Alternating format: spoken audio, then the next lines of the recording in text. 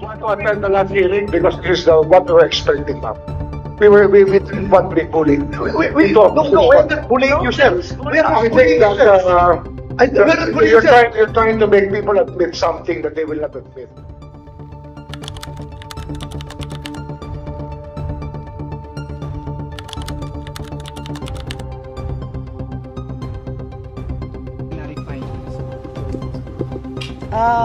Lumalawak ang plano na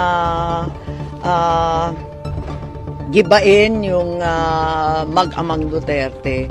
Lumalawak po dahil yung mga dates niya, parang pag tinignan mo yung PI, naaalala ninyo yung pagbuwag ng ating saligang batas sa pamamaraan ng suhol ng ACA para pirmahan, parang yung Plan A, hindi sila sigurado. Tapos yung kay VP Sara, hindi ko maintindihan, biglang Plan B na naman, may impeachment na tumatakbo pa rin.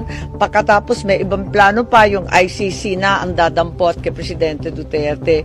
Iba-ibang plano, pero maliwanag na hindi nangyari kaagad-agad nung umaga ng March 11. Hindi po totoo yun, hindi ka panipaniwala.